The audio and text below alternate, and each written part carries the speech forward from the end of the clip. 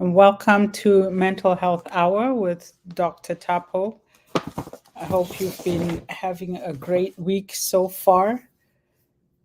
We are excited for spring here in Ontario. The weather has not been too bad. It's been nice and sunny. So we're looking forward to an early spring and hopefully better temperatures. Feels like this this year is both dragging as well as flying by, if that's possible. Just thinking of some of the things that we've discussed and where we're trying to get to as we talk about our mental health. We started off talking about some of the factors that impact mental health. And these last couple of weeks, we've been talking about codependency. But before I go into anything, just a reminder that this show is for educational information purposes only. It is not a substitution for seeking qualified professional help within your country, town, city, wherever you might be, somebody who's licensed, who's qualified to give you the help that you need. And as always, I encourage you to write in, text in, send us your messages, your questions, share your experiences, your stories. You can text 437-778-3299, 437-778-3299, or email info.lovebay@gmail.com, info.lovebay@gmail.com. We love to hear from you. It's always a privilege to be able to read messages from different parts of the world, to share your experiences, and just kind of encourage each other to better mental health. The point and the purpose of the work that we're doing here on Mental Health Hour is to improve our quality of life. We know that one of the factors that impact our quality of life, like you can have all the money in the world, you can be physically fit, but if your mental health is not at its optimal level or state, it doesn't matter how much you have. Like, people talk about health is wealth, and that's absolutely true. You cannot replace your health with money, with things, with materialism. So we're encouraging each other to seek that optimal mental health, to do what we need to grow, to learn, to protect ourselves and others from some of the stresses and traumas that can happen in life, especially if we're not paying attention, if we're not doing the work. So, welcome to Mental Health Hour. I'm Dr. Tapo, and we will go into the messages and questions that we've received so far.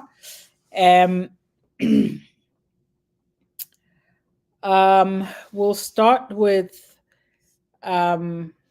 a message we have here from a young athlete in CAF in Bangui. I don't think I'm pronouncing that correctly. But this young writer, Fatih, says, I'm an athlete going through emotional struggles.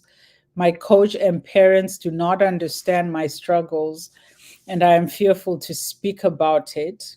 They keep saying I'm lucky to be in my position, but how can I get them to understand that I'm struggling emotionally?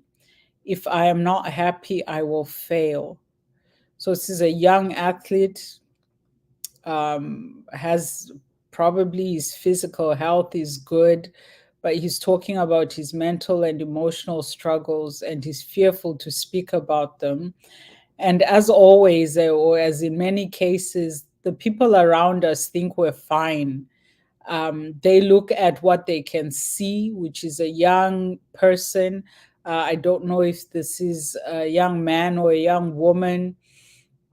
but they see a young person, whole life ahead of them. They're an athlete, maybe excelling in whatever sport and athletics that they do, but they're not seeing those underlying struggles.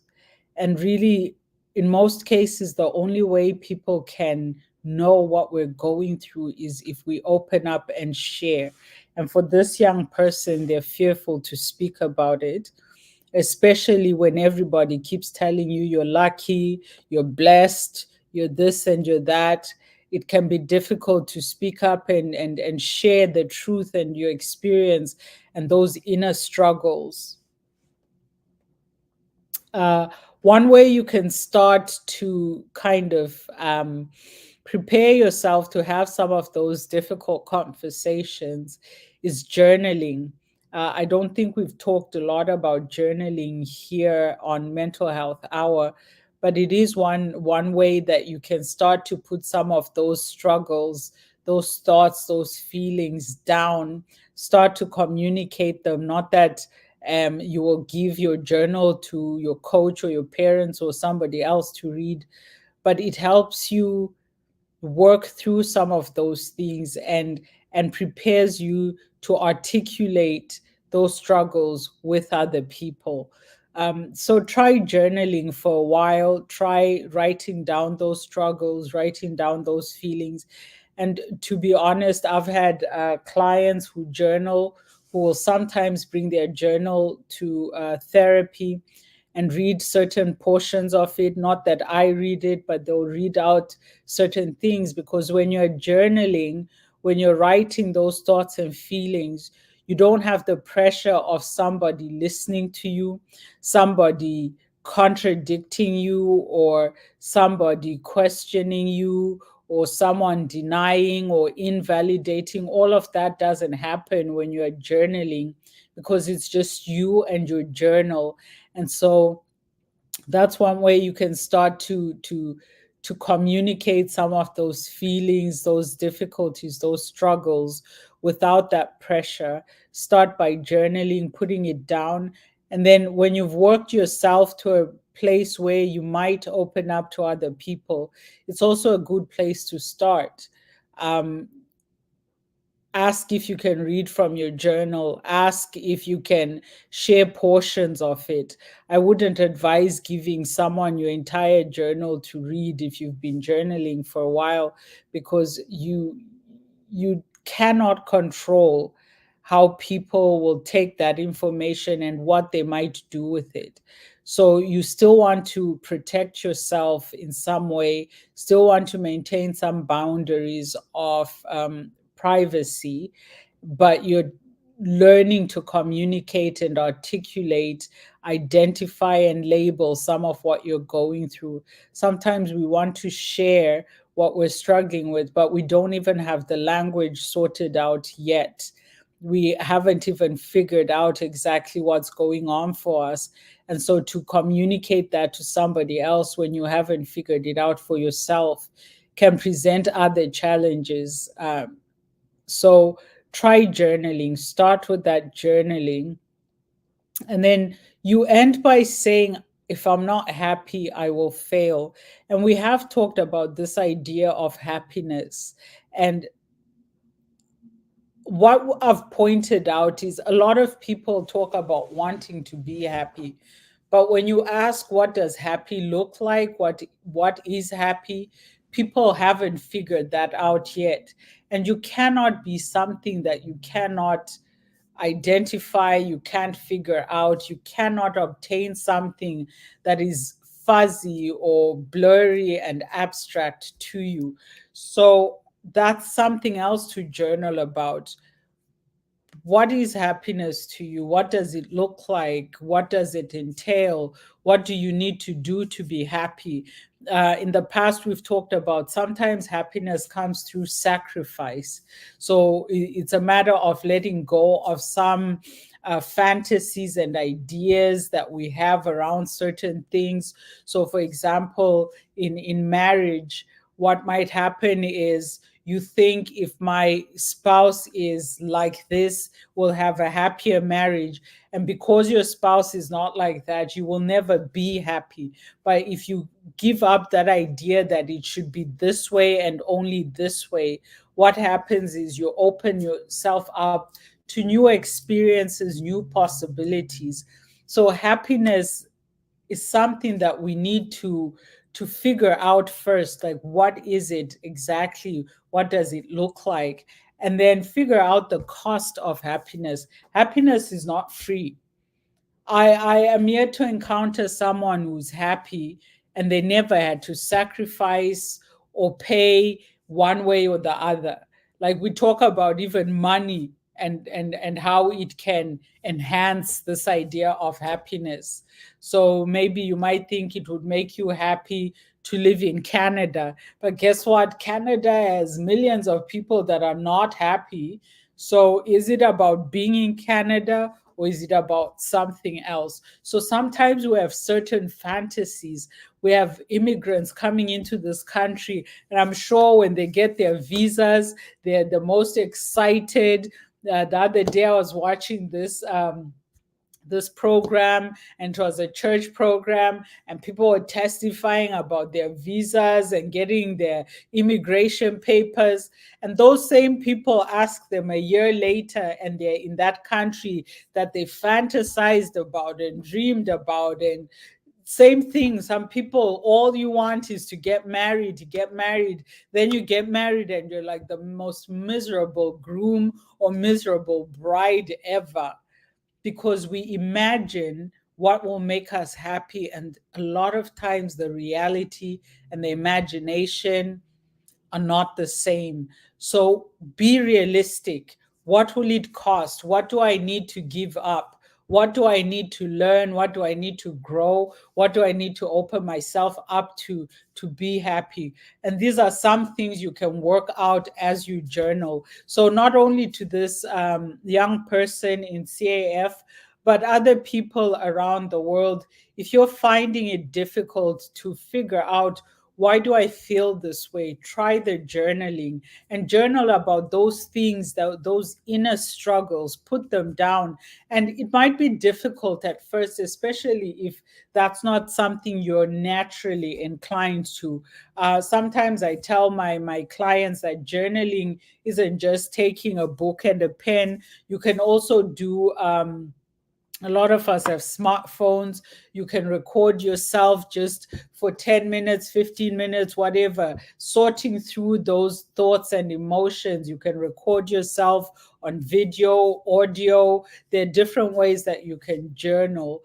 But the point is, you're thinking through, working through those challenges, those difficulties in a private and personal space where you can really confront yourself and confront those things and encourage yourself and validate yourself and go through all that, perhaps before you talk to other significant people in your life. But sometimes it's difficult to start talking to a parent or a coach or even your most loved spouse or best friend or whatever when you haven't figured it out for yourself. So sometimes what makes us fearful is the fact that we're not even clear, we're not even sure ourselves, and journaling can help. And you don't have to do it every day. There are no rules to it. Do what works for you, do what suits you. Some people journal first thing in the morning, some people at night before they go to sleep, some people when the need arises. You can go for 2 months. I myself journal. I've been doing it for many years, since I was a teenager, and I can go sometimes a year or two without journaling. But when that need arises, when I know I'm in a place where I need to work something out for myself first before speaking to my spouse or my mother or my siblings or somebody else, I journal, and it really works for me. So give it a try. If you're somebody who's been journaling and you've had a good experience or not good experience, if there are other ways that you work through, and sometimes what it is it's really about creating that space for yourself. Some people, and I do this sometimes, instead of journaling, I take a walk into a space, like there's lots of beautiful trails where I live. So I'll take a walk, find a quiet, secluded space, and talk aloud to myself. I'm sure anyone who might pass me by will be like, oh, something's wrong with her, probably her mental health. And yeah, it's my mental health. And it's not that I'm hallucinating or schizophrenic or psychotic or anything. A lot of people who don't have those conditions talk to themselves. And sometimes what it is about hearing out loud some of those things that you've kept hidden from other people, because you've been hiding these things, trying to repress them, trying to deny them. Sometimes you need to practice saying things out loud by yourself before you say them to somebody else. So it might not be that you're writing things down or recording things, but go somewhere and even just talk out loud. Say those words aloud. Say them, let your ears hear them, and just learn to validate yourself. That self validation is really important for mental health. Okay, I hope that helps. Let's go to France. So we have someone from France who says, I've become an emotional eater since the pandemic and have developed anxiety. So, if I'm understanding this correctly, the emotional eating has led to anxiety. My weight has plateaued, and now my doctor tells me that I'm pre diabetic. I'm confused as I'm only 80 kilos, which is depressing. Okay, so um, I'm not a medical doctor, as in a physician, so I'm not going to comment about the pre diabetic. But what I would say is, if your doctor told you that and they've recommended certain things, follow those recommendations. Check in with your doctor after a few weeks of trying them out.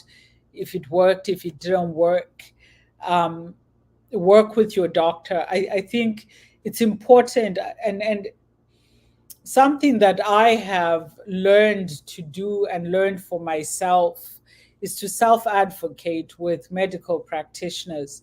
Some of them really are that conceited and arrogant and all that, and just want to tell you things, don't want to be questioned, don't want, like, I had a doctor like that one time. I asked questions and they immediately got offended, and trust me, I never went back, because it's not about you, it's about me and my health. And I have a right to ask questions. And really, for treatment to work, there has to be that collaboration between the doctor and the patient. And if you're with a doctor who doesn't have that time to talk to you, or won't talk to you, won't work it out with you, seek someone who can. Now, I know here in Canada, for example, because we have this so called free healthcare, um, trust me, it's not free. It comes at the cost of, um, it's difficult to, for example, see a specialist, long, extremely long waiting lists. Our system, our mental health is not covered by the federal government or provincial governments. And then we have physicians who want to see as many people as possible within an hour. So sometimes you sit down and immediately they talk to you for 2 minutes and it's done. They're not really trying to understand you. They're not really having conversations with you. And maybe that's what happened here. Like, if you're confused and your doctor has told you this, go back and ask those questions. Let your doctor know, like, listen, doctor, I'm confused. This is my weight. You said I'm this, and I'm trying to understand that, and work with them. Sometimes they make recommendations that don't make sense. Some years ago, I was working in a multidisciplinary, or I'll say interdisciplinary setting. So I worked with physicians, I was the therapist on staff, there were dietitians, there were different practitioners. And I happened to share a patient with one dietitian, and this dietitian, when people were pre-diabetic or had diabetes already or other conditions, because diet is really medicinal. What we eat can make us well or it can make us sick. That's what food is. So we need to understand that why diet is important, and why you should pay attention to your diet. And as you go and grow through life, make adjustments where you need to. In any case, we shared a patient, and this patient had diabetes and some other conditions. So the physician referred this patient to the dietitian. And I happened to listen to the dietitian talking to this patient who was also my patient. And the recommendations she was giving just made absolutely no sense. Not because she didn't know what she was talking about. Of course, she absolutely did, but she didn't know who she was talking to. So she was telling this, and I think it was a kind of older gentleman, at least past mid, um, uh, yeah, like mid 40s, early 50s, I think, somewhere there, um, kind of along the poverty spectrum, somewhere in struggles. But this dietitian, in recommending the diet and putting together what they should eat and not eat and all that, was just basically prescribing, because dietitians basically prescribe diet. This is what you should eat in the morning, in the afternoon, in the evening. This is what will help your blood cells, what will increase your calcium, what will strengthen your, all of that. And she was like, the things she was prescribing was so expensive, like it was ridiculous. And I was listening and I thought to myself, this makes absolutely no sense. And this patient is going to get up after saying, yeah, yeah, yeah, yeah, and go and keep eating what they've been eating, because you're telling them to buy a jar of yogurt that costs like $6, $7 at that time. And these are people who are struggling on a day to day basis. Um, and the foods you're recommending are expensive. It doesn't make sense. And my point here is, sometimes what the physicians and medical practitioners, even therapists, tell you is based on their knowledge, which is grand, which is good. They know what they're talking about, but they don't know you. So if at any point your physician, whoever it is, dietitian, nurse practitioner, dentist, whoever it is prescribing something that is beyond your means, you need to speak up and say, listen, doc, like, I get it. You're saying I should eat a Greek yogurt, but Greek yogurt is expensive and I can't afford that. Is there a more affordable option? Or is there an alternative? And sometimes it's cultural. Some of us, I had a conversation recently with some folks from Africa, recently migrated here to Canada, and they're getting sick. The food is making them sick. Their bodies are not used to it. It's foreign to them. It's not healthy for them, but maybe it's what's cheaper. Because when you try and go, like here to in Canada, when you try and go shopping in African stores, you better make sure it's like your card has money, you have money, because our foods, because they've been imported and all of that, they're quite expensive. So you end up compromising, and you're eating local foods, some of which have antibiotics that your body never had to experience before. Even in the fertilizers that are used in agriculture here, they can impact our bodies, hormones, all of that. So I went through a period, a few years after I migrated here. For example, I grew up like all my life drinking milk. I moved to Canada, I became lactose intolerant. I went through a period of several years where I ate anything, I would be stomach aches, diarrhea, all of that, just eating normal food. So it took a long time for my body to adjust to Canadian food. And it's not like I was going and eating at McDonald's or anything like that. It was the normal, what I would have considered normal. We eat rice at home, we eat rice here, but our sources are different. So sometimes you have to have those conversations with medical practitioners like, listen, the food that I'm eating and where I'm from, and this is my culture, and this is my pocket. Some of these things you're prescribing, I can't afford, right? You have to have those conversations.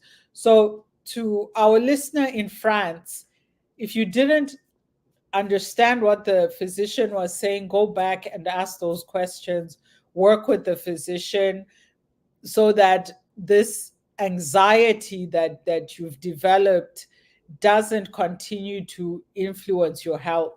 Now, go into the emotional eating part, and we talked briefly about it last week.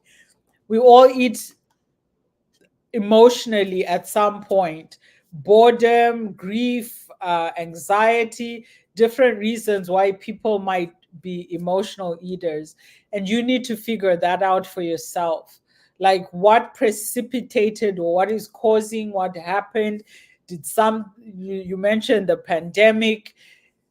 What is it that has resulted in this emotional eating? And then also anxiety. The thing with anxiety is, sometimes when we talk about like anxiety disorder, maybe you've been diagnosed with what's called generalized anxiety disorder. And what that is it's not as one or two specific things that make you anxious, but it's just generally you're constantly like in that state of anxiety. And you're saying you've developed that anxiety. If you've not been diagnosed properly for that anxiety, that's another thing, to go back to your physician and explore that anxiety, because you want to figure out, is this generalized anxiety? Is it anxiety pertaining to just a certain area or aspect of your life? And then sometimes, if it's severe anxiety, you've tried for a while to handle it on your own and you can't, medication is an option. I often have clients saying, yeah, but I don't want to get addicted, I don't want to crutch and medication. Listen, taking medication from your mental health is not a bad thing. I'll say it again, it is not bad.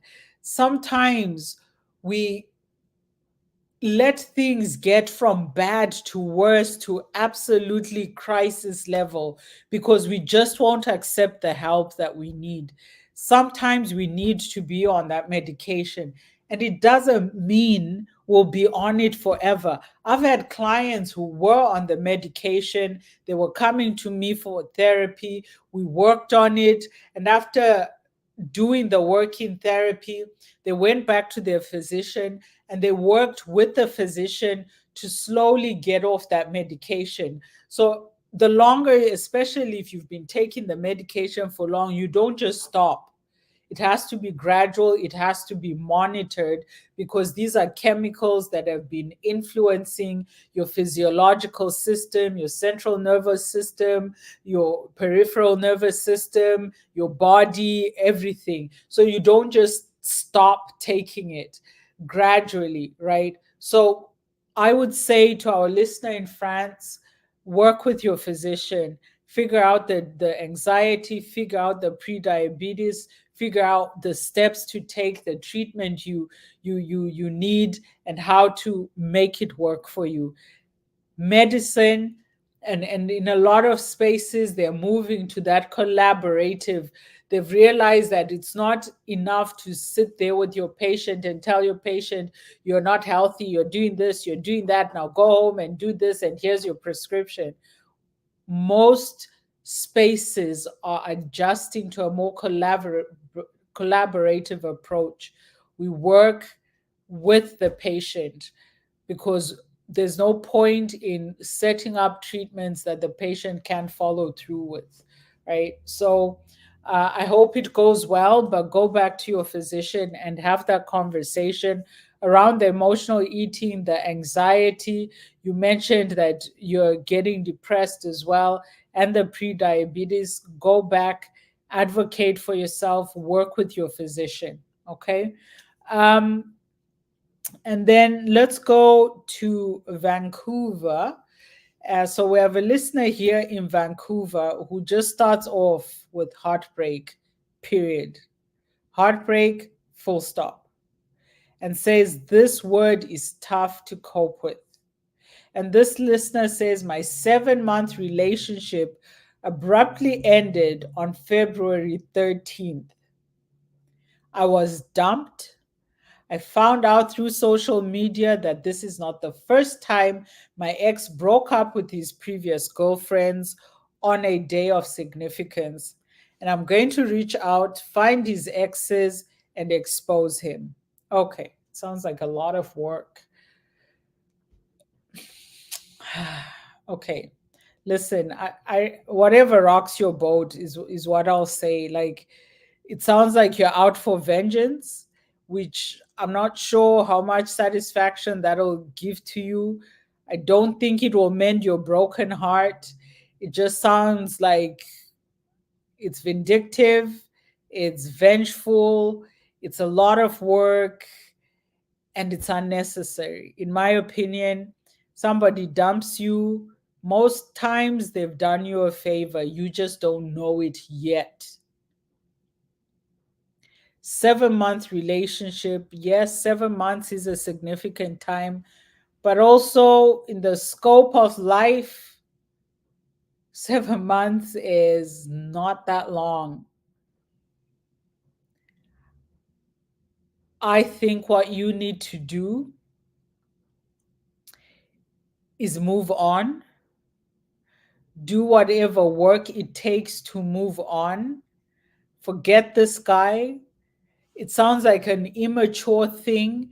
I remember when I was in high school, a lot of my friends in high school were boys, men. I hung out a lot with the boys, and the men were friends and that. And I would often listen to their conversations and that, and they'll, yeah. And something they'll tell me about is this, and a lot of them are doing it, and these are teenagers, were in high school, 17, 18 years old, but they'll date a girl, and just before Valentine's or Christmas or her birthday or whatever, they'll break up so that they don't have to spend any money on anything, especially if this girl has hinted and maybe even directly told them they're expecting something for Valentine's, for my birthday, for Christmas, for Easter, for Halloween, I don't know. These boys would be like, oh, I don't have money. Even if I do, I don't want to spend anything on her. So they'll end the relationship just before, and maybe wait a month or two and then try and get back with her. So that significant date would have passed. Like a month later, you can't, like, you're in mid-March or end of March, you can't say, where's my Valentine's present? My point is, people play games. And there's people in society who thrive on these games. And what you're describing sounds like that's what it is for this person. But now you also want to get in on that dynamic and play games, reaching out to exes. I don't even know, like, when you talk to me about, I found out through social media, like, are you stalking him? Like, what is going on? Head games are so unnecessary. And if you want a real and mature relationship, start off by learning not to play head games because they're just stressful. They are just so stressful and unnecessary. If you want a healthy, mature relationship, quit the head games. So if this is what that is, don't get sucked in and pulled in. Now you're looking for his exes and you're doing this and that. Move on. Move on. Even if you get your revenge, so what? Expose him and then what? Like, I don't get it. Do you have, like, honestly have nothing better to do with your time and your effort? Please leave it alone, move on. If you need to go talk to someone to help you get through it, do that. If you need a new hobby, do that. If you need to start seeing new people to get over that one, do that. I used to have a professor when I was doing my master's who used to joke that the best way to get over someone is to get under someone new. And I'm not encouraging promiscuity or sleeping with around or whatever it is. The point of that is you won't move on and you won't get on with your life as long as you're fixated on that person. And we're going to come back to this because some of this is sounding suspiciously codependent. To our listener in Vancouver, BC, are you codependent? I don't know. We'll see in a bit, but move on because it sounds to me like you're there's some obsessionality. You're obsessed with this, like to the point of trying to hunt down your exes. Like, really. Um, I would say strongly suggest that you get help. Get help. Okay. And then our final one is from a listener in Toronto who says, I appreciate your honesty when you spoke about the differences within you since the pandemic. I too have become intolerant and short tempered. Now, here's when I read this, I was like, wait a minute, did I say I've become intolerant and short tempered? Because I have not. What I have is I now have a lower capacity for socializing. I'll be out there, I'll hang out with people, but I find I get tired very quickly and I want to come home to my quiet, alone space. So it's not that I've become intolerant and short tempered, but you're saying that you've become intolerant and short tempered.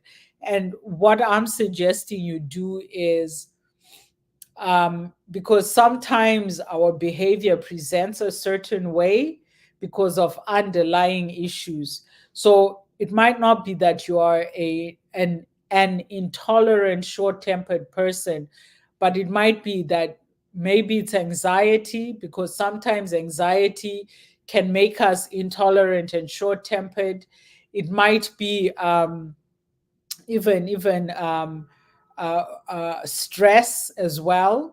It could be post traumatic stress because for a lot of us, the pandemic was traumatizing, whether it was the long periods of isolation and you're hearing people are dying left, right, and center. It might be you lost loved ones. Like it was a really, really scary time. So, my suggestion is don't focus on the intolerance and short tempered, but focus on maybe the underlying issues that developed since the pandemic that are presenting as intolerance and short tempered. Having said that, emotional regulation really, really important. Practice that emotional regulation. Um, Contact someone if you need help, get the help you need, but don't simply let it be that it becomes who you are now, an intolerant and short-tempered person. Work on it. Okay, get the help you need. Figure out what is it that I'm now anxious when I am in certain settings. Sometimes it's a matter of you become stressed being in certain environments.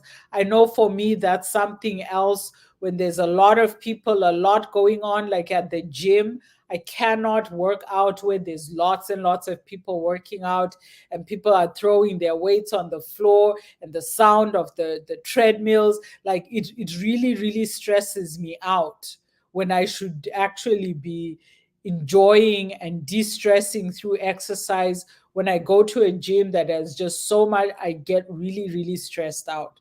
So figure out some of those underlying issues. We have spent longer than I expected on those questions, but that's okay. If you have questions for us, if you want to share, text 437-778-3299 or email infolovebay@gmail.com. And this is the Mental Health Hour. We want to hear from you. We want to learn together and encourage each other to better health. So we started talking about codependency, which, to quickly summarize what codependency is, it's an unhealthy relationship pattern where you have someone who presents as troubled, needy, overly dependent. They quickly get very deep and attached in unhealthy ways in relationships. And this doesn't just happen with romantic relationships. It can be with friends. Some time ago, I had a client who was in a codependent relationship with a friend at school. These were high school students, definitely a codependent situation. You can have codependent siblings, even.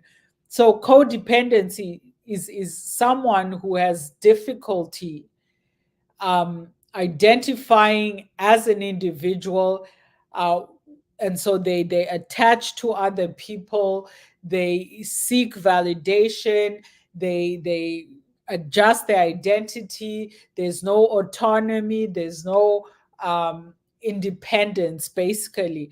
And I've said before that there's nothing wrong with dependency. We are all dependent on each other one way or the other, but it has to be healthy. It has to be healthy. And codependency is not healthy. So, some of the signs we've talked about, I think last time we ended up digressing and went to other topics when we're talking about boundaries. So, often codependent relationships lack clear, healthy boundaries, or even where one person tries to have boundaries, that codependent person will continuously violate those boundaries, your relationship boundaries.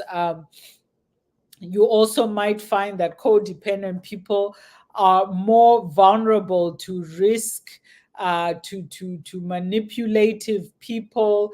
They're more vulnerable to being conned and scammed and cheated and abused and all of that, because they don't know how to be in a healthy relationship.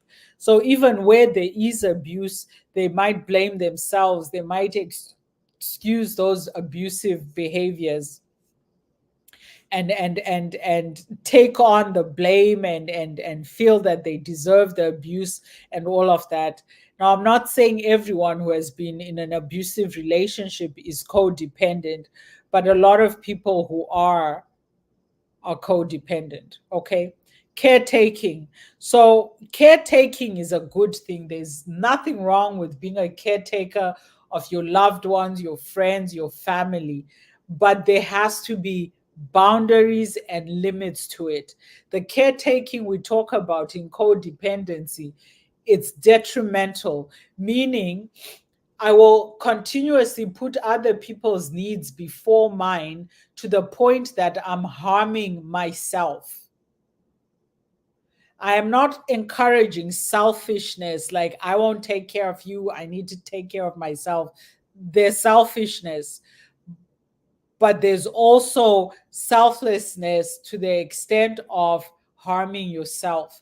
So, this caretaking, for example, is, and I've taught, I think last time I gave the example that the building will burn to the ground and they will still not do what they need to do.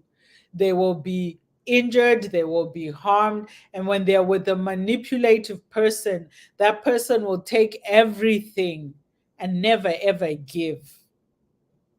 And that's unhealthy caretaking. So, if you're a codependent person, you tend to think and feel too responsible, responsible for others. And what also comes with this caretaking is guilt. People will guilt trip you, and immediately you're doing what they want. They know how to manipulate you, how to get, because of that overly responsible for others stance that you always take. You become responsible for other people's feelings. Like if somebody is angry and they lash out at you, it's your fault that they lashed out at you. No, maybe you did something wrong, but they should still control themselves, right? But you take responsibility for things that you should not be taking responsibility for: their feelings, their thoughts, their actions, their well-being, everything, and at the expense of your own. Caretaking should never come at the expense of your own well-being. That is not caretaking. That is codependency. Think about it.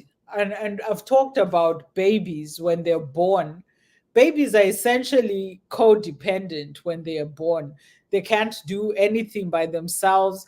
In psychoanalysis, for example, what we believe is, for a while, the baby actually thinks their caretaker, their mother, is them. They can't tell the difference between themselves and whoever is taking care of them, because they cry and immediately something happens. So they think they're magic. They think it's them that's doing it.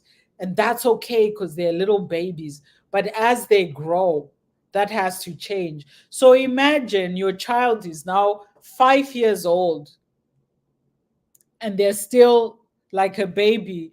They cry, you jump. They fuss even the tiniest bit, you jump. They do, you jump. That is not healthy. And that's what we mean about caretaking. You're not even allowing, if you're a codependent mother, and yes, mothers and parents can be codependent. I have seen it. Mothers who attach to their children in very, very unhealthy ways. She will bleed for the child unnecessarily. Like nobody's asking you to bleed, but she will do it. And because part of it is, it's a way of control. Some of the caretakers we have in our lives are codependent people disguised as best friends, mothers, lovers, and all of that. And they do things for us so that we become indebted to them. So it's not even out of love. It's a way of also manipulating and holding on to people.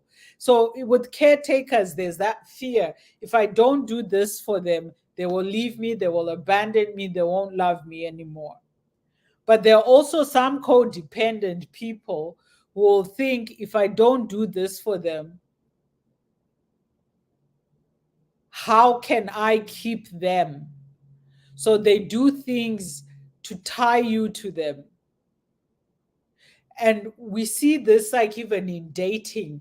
If you've ever dated someone, by week 2, it's like you're inseparable.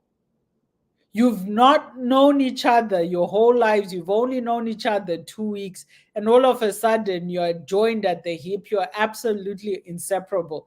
Day and night, morning, noon, and night, they're at your hip. And if they're not with you physically, they're constantly texting you, calling you, sending you things, poking you on. Do people still poke on Facebook? I don't know. On the social media, they're constantly constant. It's almost obsessive. And the day you say to them, sorry, today I can't hang out, I have other things to do, they become upset. To them, oh my God, it's over. What did I do? Did I do something wrong? They start stalking you, looking for you, trying to see, oh, are they not hanging out with me? Is it another boy? Is it another girl? Like, what's going on? That caretaking is almost obsessional.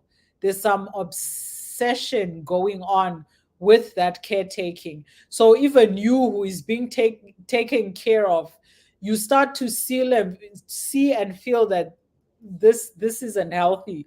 There's something wrong with this, right? Then we talked about the weak boundaries last time. Self-worth is another thing that I think we pointed out last time, that, like I said, they will let the building burn and burn with the building as long as you're attached to them, which means they don't value themselves. You can do whatever to them, they will find a reason and an excuse to let you keep doing that. So you might find codependent people in relationships where there's a lot of infidelity. In relationships, again, like I said, where there's a lot of abuse. Again, not to say that people who are in abusive relationships or have been abused have low self-worth, but eventually you do develop that if you stay in that abusive relationship, right? So we need to self-examine. Do I value myself? Do I validate myself? Do I take care of myself? Do I have boundaries? Do I have my own identity? Or is it always about that other person? They pick the movie, they pick the restaurant, they pick the color of the walls, they pick everything. I just have to say yes, yes, yes, and people pleasing, right? As long as I'm doing what they want, they're getting what they want, they won't leave me, they won't abandon me. They'll see how valuable I am to them, but you yourself are not valuing yourself. So that other person definitely won't value you, right? Another issue is in the bedroom. That's somewhere else. Now we're talking about in romantic and sexual relationships. People that are codependent have a hard time asking for what they want even during sex.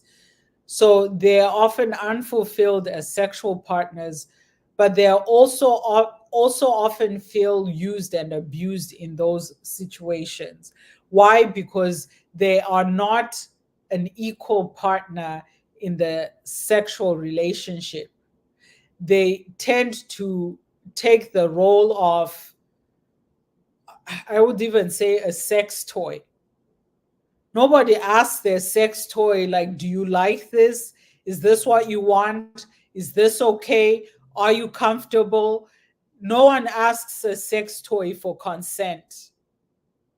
And people in codependent relationships, like I said, they are vulnerable and high risk for even sexual abuse and rape because they don't know how to have boundaries, how to speak up for themselves, how to say no clearly. And we know, especially with rape culture, even if you say it clearly, some people will still go ahead, but at least you know that you said no. So you can see that all of these things have a lot to do with not valuing yourself. So self-esteem, self-worth is really, really important. And that's something that we've talked about in the past, but we'll definitely talk again about it soon because it's something that we take for granted, even as parents raising our children. We take for granted self-esteem, self-worth, self-validation, self-care even, and really we have to know where we are.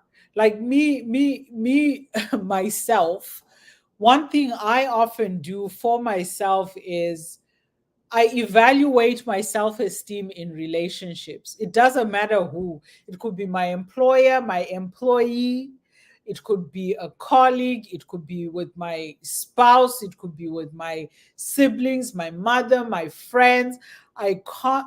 I not constantly, but I do consistently evaluate my self esteem. And what that looks like is basically asking, how am I feeling about this relationship? Do I feel valued?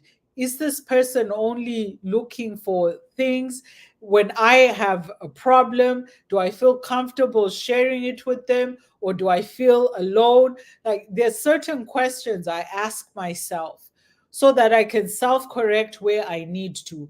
And this is important because sometimes these things kind of seep in insidiously. It's not like low self esteem will come smack you across the face. No, it develops over time. Or maybe you never actually developed a healthy self esteem, depending on how you were raised and what you were exposed to. So you have to be intentional and mindful about your self worth, your self esteem, self validation, as well as self care. And we've talked about self care is not, I'm going for a manicure and a pedicure. Self care is every single day, from the time you wake up to the time you go back to sleep. And even in your sleep, the condition of your pillow, the sheets on your bed, that's part of self care. Are you sleeping enough? What are you eating? What are you putting in your body? Are you drinking too much? Are you socializing enough? Are you socializing too much?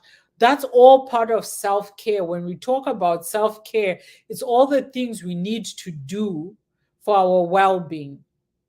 We need to do for ourselves and our well being. With codependent people, they're too busy looking and being responsible for everybody else. They're not looking after themselves. And low self esteem, low self worth, it translates to a lot of spaces and places in our lives. So we need to consistently check in on ourselves. How am I feeling after a certain conversation? Excuse me, sometimes we have difficult, hard conversations. Check in on yourself. How am I feeling about this conversation? Did I say everything I needed to say? We've talked about boundaries and needing to negotiate and discuss boundaries in relationships. It's not you coming with your list of, this is my boundary. No, those are more rules. Boundaries are things we discuss with people. Even with the person delivering your mail, if they keep leaving it in the wrong place, you have a discussion with them, right? You don't just say, and let them carry on. You let them know, like, listen, post person, this is where you're supposed to put my mail. You keep leaving it in this place, and that's not okay.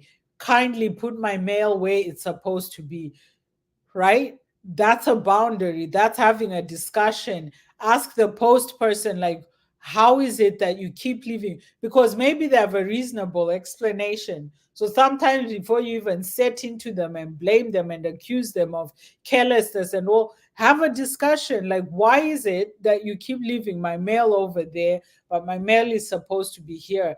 Hear them out, figure it out. Maybe something else is going on and you need to compromise around that. Maybe it's certain days and certain times, maybe there are obstacles and barriers. Whatever it is, conversation is important. And the reason why a lot of us don't have those really important discussions around boundaries, around our needs and desires, is because we don't value ourselves enough to have that conversation. So you're thinking, well, will they even care? Will he care? Will she care? Will they care? So you keep quiet. So even thinking about the young person, the athlete that wrote in and said they're fearful to speak up. What makes you fearful? Is it that you think they don't care or they won't care? So explore some of those things that make you anxious and fearful, that make you keep quiet. Is it codependency? And listen, if you're listening to this and you're ticking all the boxes of codependency, or maybe even 8 out of 9, 7 out of 9, I would say if you tick more than three, get help. If you tick 3 or less, set goals. If you tick 1, set goals, right?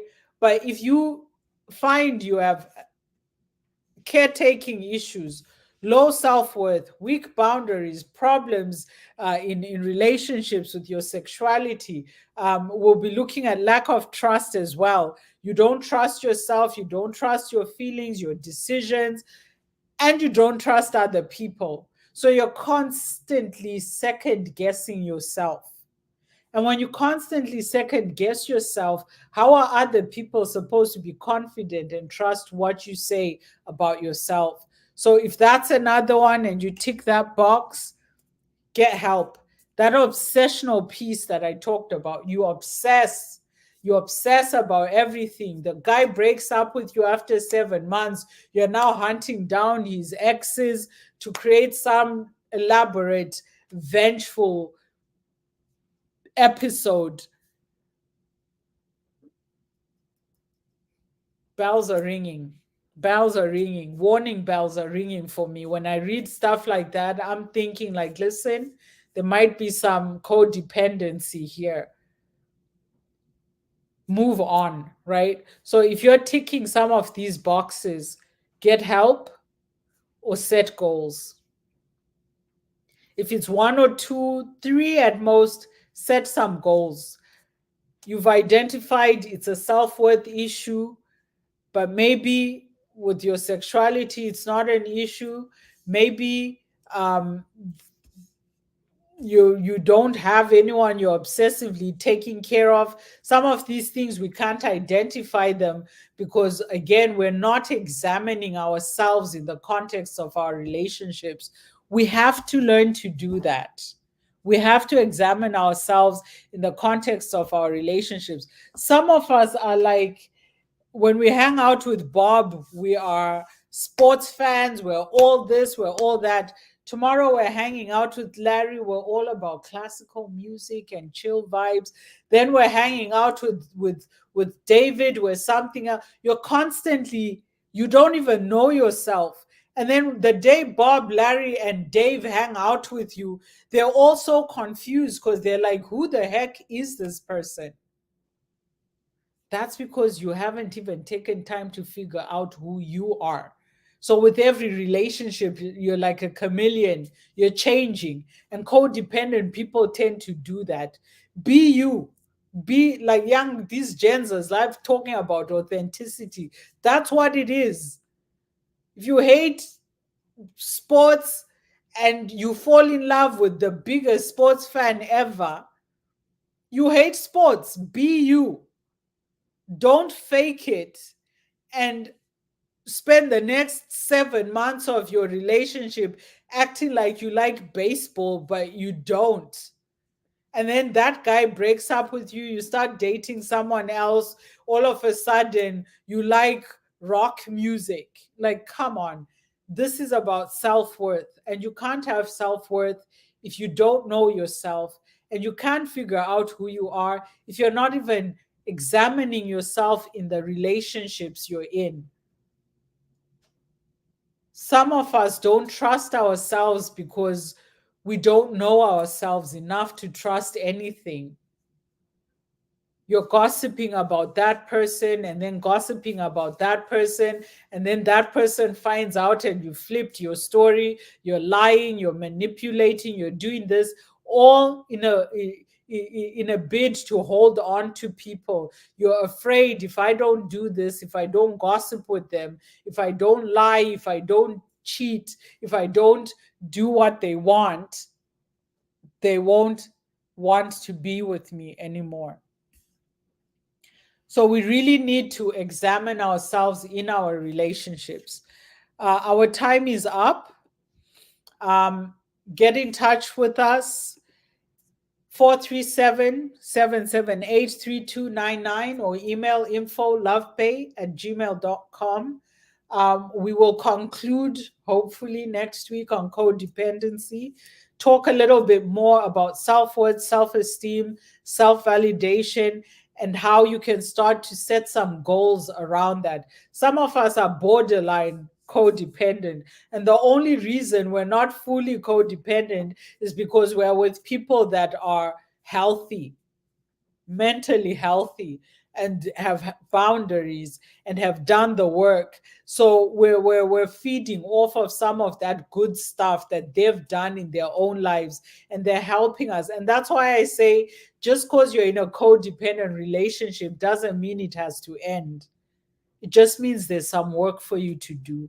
And some of us are blessed enough to have people doing life with us who can support us and help us and be patient with us and tolerant of some of these obsessive and difficult relationship challenges. Have a great rest of the week. Good night, Love Bay family.